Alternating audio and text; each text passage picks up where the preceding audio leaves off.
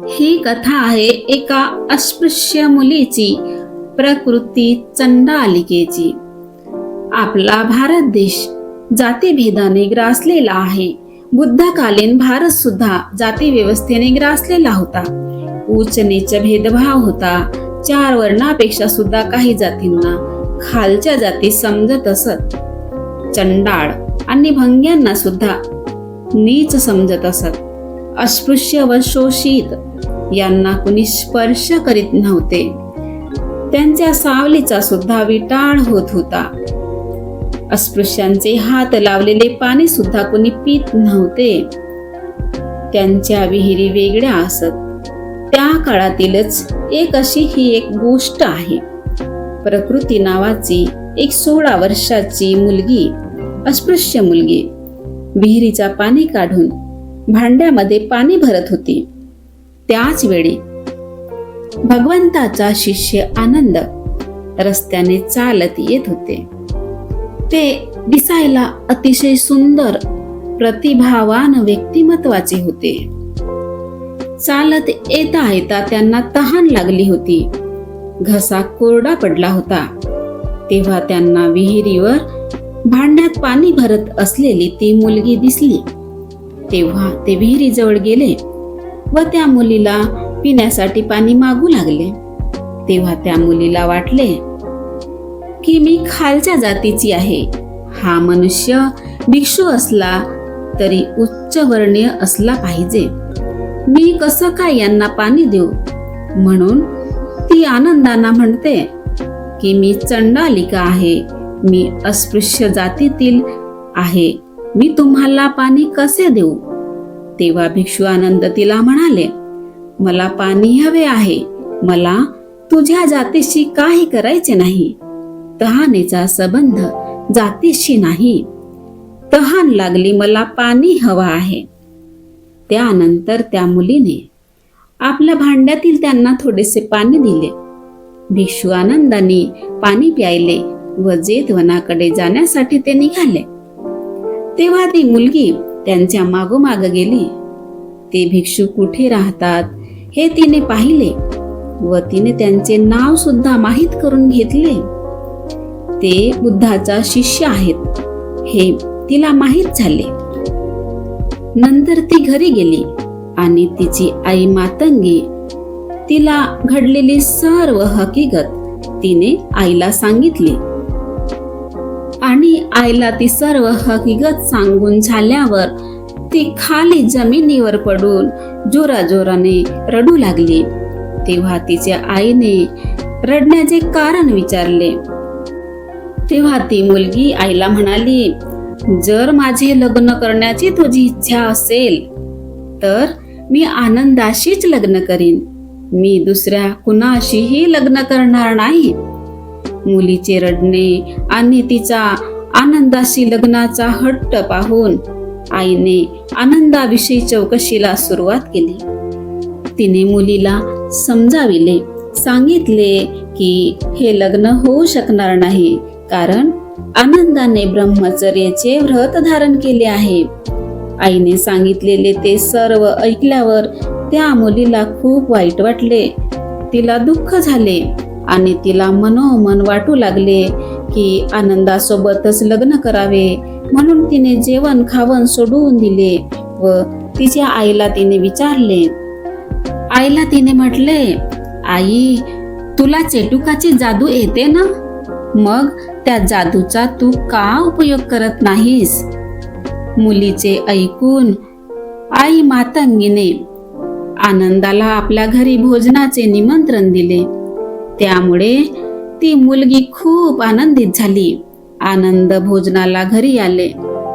तेव्हा आई मातंगी आनंदाला म्हणाली, माझी मुलगी प्रकृती आपल्याशी लग्न करायला खूप उत्सुक आहे. तेव्हा आनंद तिला म्हणाले, मी ब्रह्मचारी राहण्याचे व्रत घेतले आहे. म्हणून मी कोणत्याही मुलीशी, कोणत्याही स्त्रीशी मी लग्न करू शकत नाही. आनंदाचे उत्तर ऐकून मातंगी आनंदाला म्हणाली, जर तुम्ही माझ्या मुलीशी लग्न केले नाही तर ती आत्महत्या करेल. तुम्ही तिला खूप जास्त आवडू लागलेत. तरी पण आनंद तिला म्हणाले, पण लग्नासाठी माझ्याकडे काही उपाय नाही, हे शक्य नाही. मातंगी आत गेली आणि आनंदाचा लग्नाचा विरोध असल्याचे मुलीला तिने सांगितले. तेव्हा ती मुलगी आई मातंगीवर ओरडली, आई, तुझी ती चेटूक विद्या कुठे गेली? आई मातंगीने म्हटले, माझे चेटूक तथागतांच्या विरुद्ध चालू शकत नाही.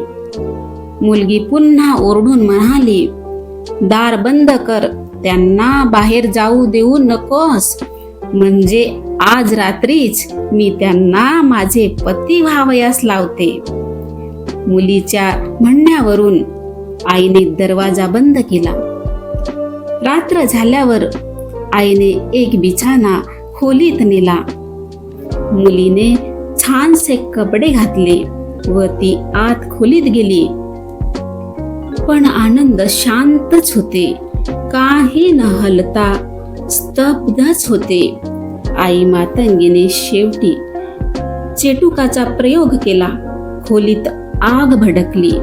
आईने आनंदाचे कपडे पकडले व ती म्हणाली, जर तुम्ही माझ्या मुलीबरोबर लग्न करणार नसाल तर तुम्हाला मी या आगीत फेकून देईन. तरी पण आनंद हरले नाहीत, शरण गेले नाहीत. आईने व मुलीने शेवटी आनंदाला सोडून दिले. आनंद जेतवनात वापस आले आणि घडलेली सर्व हकीकत तथागतांजवळ त्यांनी सांगितली. दुसऱ्या दिवशी आनंदाचा शोध करीत ती मुलगी जेतवनात आली. आनंद भिक्षेसाठी बाहेर गेले होते. त्यांनी तिला पाहिले व तिला टाळू लागले. तरी पण ज्या ठिकाणी आनंद गेले त्यांच्या मागोमाग ती मुलगी पण गेली. ज्यावेळी आनंद जेतवनात गेले तेव्हा त्यांच्या विहाराजवळ ती मुलगी उभी असल्याचे त्यांनी पाहिले. आणि मग आनंद तथागतांजवळ जाऊन सांगू लागले, त्या मुलीने आपला कसा पिच्छा केला. त्यांनी भगवंताजवळ ते सर्व सांगितले. हे ऐकून तथागत सम्यक संबुद्धांनी त्या मुलीला बोलविण्यास सांगितले आणि ती मुलगी तथागतांसमोर आली. तेव्हा भगवंत त्या मुलीला विचारू लागले की तू आनंदाचा पिच्छा का केलीस? तेव्हा ती मुलगी म्हणाली, मला आनंदाशी लग्न करायचे आहे. ते अविवाहित असल्याचे ऐकले आहे आणि मी सुद्धा अविवाहितच आहे. हे त्या मुलीचे उत्तर ऐकून बुद्ध तिला म्हणाले, आनंद हा भिक्खू आहे, त्याच्या डोक्यावर केस नाहीत.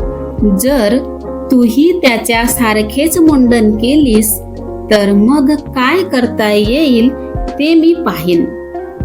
तथागतांचे शब्द ऐकून ती मुलगी म्हणाली, माझी तयारी आहे.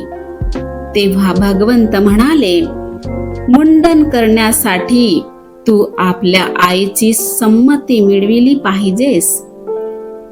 ती मुलगी आईकडे आली व आईला म्हणाली, आई, तुला जे करता आले नाही ते मी केले आहे. मी मुंडन केले तर आनंदाशी माझे लग्न करण्याचे वचन तथागतांनी दिले आहे. तेव्हा तिची आई रागवली आणि म्हणाली, तू तसे करणार नाही.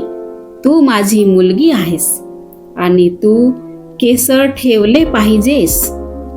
आनंदासारख्या श्रमणाशी लग्न करण्यास तू इतकी का उतावीळ झाली आहेस? त्याच्यापेक्षा चांगल्या माणसाशी मी तुझे लग्न लावून देईन. ती मुलगी खूप हट्ट करू लागली. ती म्हणू लागली की मी आनंदाशीच लग्न करीन, नाही तर आपला जीव देईन. तिला आई म्हणाली, तू माझा अपमान का करीत आहेस? तेव्हा ती मुलगी म्हणाली, जर तुझे माझ्यावर प्रेम असेल तर माझ्या इच्छेप्रमाणे मला करू दे. आईने तिला जाऊ दिले व त्या मुलीने मुंडन करून घेतले. नंतर ती तथागतांसमोर गेली आणि म्हणाली, आपण सांगितल्याप्रमाणे मी मुंडन केले आहे. तेव्हा भगवंत तिला म्हणाले, तुला काय पाहिजे आहे? त्याच्या शरीराचा कोणता भाग तुला आवडतो?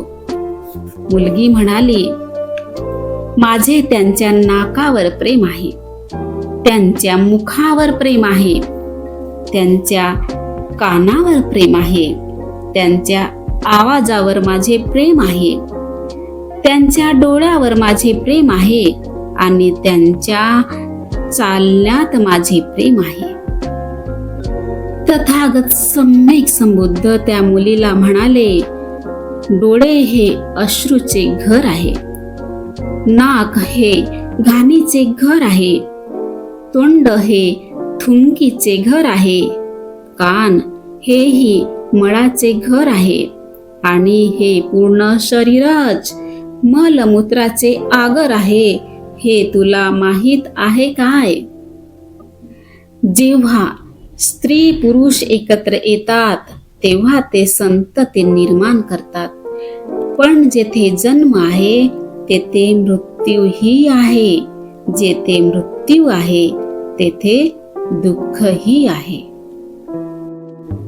तथागत त्या मुलीला म्हणतात, हे मुली, आनंदाशी लग्न करून तुला काय मिळणार आहे हे मला कळत नाही. तेव्हा मुलगी विचार करू लागली आणि आनंदाशी लग्न करण्याचा तिने जो हट्ट केला होता त्यात काही अर्थ नाही हे तिला समजले आणि भगवंतांना वंदन करून ती त्यांना म्हणाली, अज्ञानामुळे मी आनंदाच्या मागे लागले होते. आता माझ्या मनात प्रकाश पडला आहे.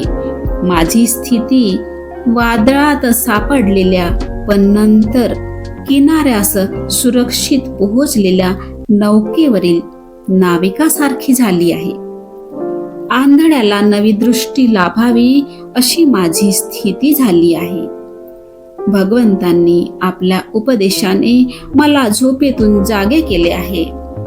तेव्हा भगवंत म्हणाले, प्रकृती, तू चांडालिका असलीस तरी तू इतर स्त्री पुरुषांपुढील आदर्श आहेस.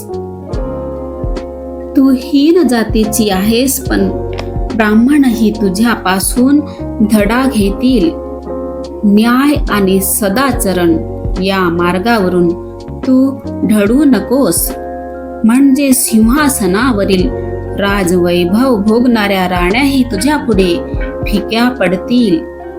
लग्नाचा प्रश्न मिटल्यामुळे भिक्षुनींच्या संघात प्रवेश करणे हा एकच मार्ग त्या मुलीकडे होता. त्यानुसार तिने आपली इच्छा भगवंताकडे केली व तिला भिक्षुनी संघात प्रवेश देण्यात आला. प्रकृती भिक्षुनी बनली. प्रकृती हीन जातीची असून सुद्धा तिला संघामध्ये प्रवेश दिला. बुद्धाच्या संघात काही भेदभाव नाही. तथागतांनी म्हटले आहे, प्रकृती चंडालिका हीन जातीची असून सुद्धा तिला संघात प्रवेश दिला. बुद्धाच्या संघात काही भेदभाव नाही. तथागतांनी म्हटले आहे, संघ हा एक महासागरासारखा असून भिक्खू म्हणजे महासागराला येऊन मिळणाऱ्या नद्या होत.